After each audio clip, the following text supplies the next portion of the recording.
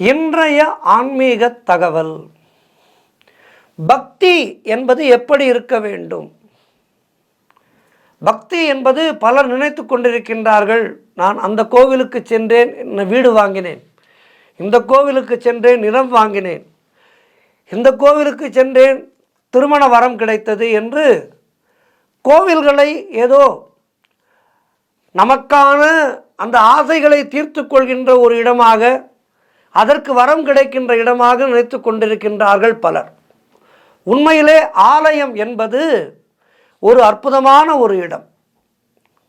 ஆலயத்துக்கு செல்லும் போது இறைவனிடம் நாம் எதுவுமே கேட்கக்கூடாது. அதுதான் உண்மையான பக்தி. இறைவனுக்கு தெரியும் நமக்கு என்ன கொடுக்க வேண்டும், எப்போது கொடுக்க வேண்டும் என்பது இறைவனுக்கு தெரியும். ஏனென்றால் நம்முடைய இந்த பிறவி என்பதே இறைவன் கொடுத்தது தான். முந்தின ஜென்மங்களிலே நாம் செய்த கர்மாக்களின் பயனாக இந்த ஜென்மம் நமக்கு கிடைத்திருக்கின்றது. இந்த ஜென்மத்திலே நாம் ஒரு நல்ல சரீர அமைப்போடு, எந்த விதமான உடல் பின்னமும் இல்லாமல், நல்ல மனநலத்துடன், நல்ல கல்வி அறிவோடு, தெளிவான சிந்தனையோடு ஒருவன் பிறந்திருக்கின்றான் என்றால் அவனுக்கு இறைவன் கொடுக்கின்ற வாய்ப்பு அது.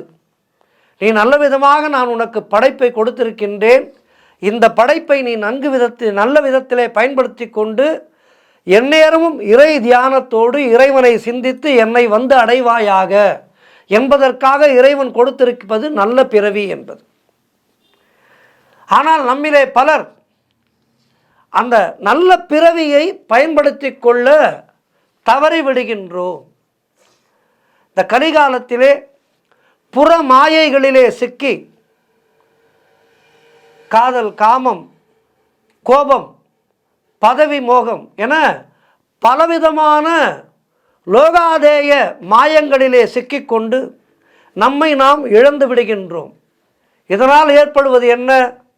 மீண்டும் பிறப்பு, மீண்டும் பிறப்பு, மீண்டும் பிறப்பு என இந்த பிறவி என்கின்ற மாய சூழலிலே சிக்கி சிக்கி சிக்கி திணறுகின்றோம். 4 பேர் சொல்வதை கேட்க வேண்டும் என்று சொல்வார்கள் பெரியோர். இந்த 4வர் யார்? தேவாரம் தந்த 4வர். 4 பேர் சொன்னதை கேட்க வேண்டும் என்று சொல்வார்கள் முன்னோர்.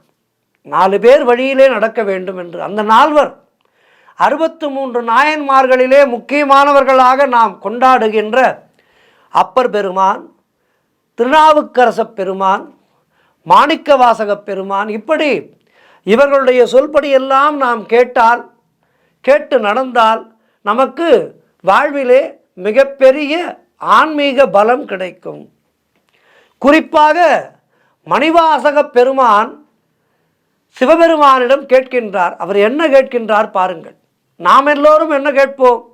எனக்கு நிறைய பணம் வேண்டும், எனக்கு புதையல் கிடைக்க வேண்டும், எனக்கு பெரிய வீடு வேண்டும், என்னுடைய குழந்தைகளுக்கு பெரிய இடத்திலே திருமணம் நடைபெற வேண்டும், இப்படியெல்லாம் நாம் கேட்போம். ஆனால் மணிவாசக பெருமான் என்ன கேட்கிறார் பாருங்கள். வேண்டத்தக்கதறியோய் நீ, வேண்ட முழுதும் தருவோய் நீ, வேண்டும் அயன்மார்க்கு அறியோய் நீ, வேண்டி என்னை பணி கொண்டாய், வேண்டி நீ யாது அருள் செய்தாய், யானும் அதுவே வேண்டின் அல்லால் வேண்டும் பரிசொன்று உண்டென்னில் அதுவும் உந்தன் விருப்பமன்றே என்று பாடுகின்றார் மாணிக்க வாசக பெருமான். அதாவது என்ன சொல்கின்றார் என்றால், எனக்கு என்ன தர வேண்டும் என்று உனக்கு தெரியும், எனக்கு எவ்வளவு தர வேண்டும் என்று உனக்கு தெரியும், எனக்கு ஏதாவது வேண்டும் என்று நான் நினைத்து விட்டால் அதுவும் உன்னுடைய விருப்பமே என்று மணிவாசகர் ஈசனிடம் உருகி உருகி உருகி பாடுகின்றார். ஆனாலும் சிவபெருமான் மணிவாசக பெருமானை விடுவதாக இல்லை. மீண்டும் கேட்கிறார், உனக்கு என்ன வேண்டும் கேள் என்று.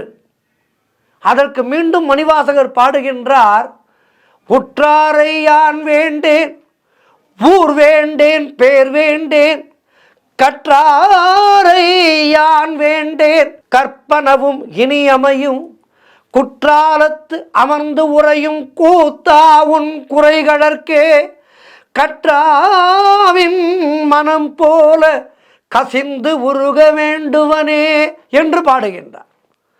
சொந்தங்கள் எனக்கு வேண்டாம், இந்த ஊர் வேண்டாம், நல்ல பெயர் வேண்டாம், நல்ல படிப்பு அறிவு வேண்டாம், உன் அருள் இருந்தால் அது எல்லாம் தானாக கிடைக்கும்.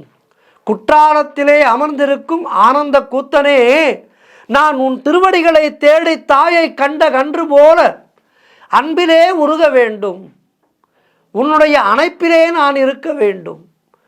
பக்தனைப் போல ஒரு கன்றை ஈன்ற பசுவின் மனம் போல உருக வேண்டுவேனே தவிர மற்ற இந்த புற ஆசைகள் எல்லாம் எனக்கு வேண்டாம் என்று பாடுகின்றார் மணிவாசக பெருமான்.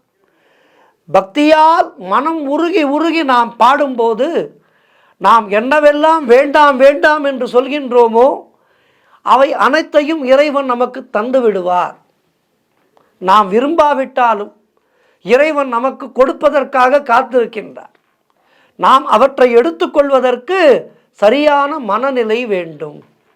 அந்த மனநிலையோடு இறைவனை நாம் அணுகினால் இறைவனால் நமக்கு கொடுக்க முடியாததே இல்லை.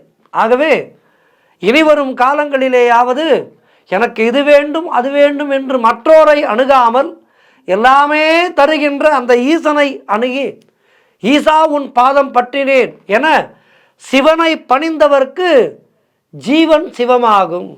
இந்த ஜீவன் சிவமாகிவிட்டால் அதன் பிறகு வேறு என்ன வேண்டும்?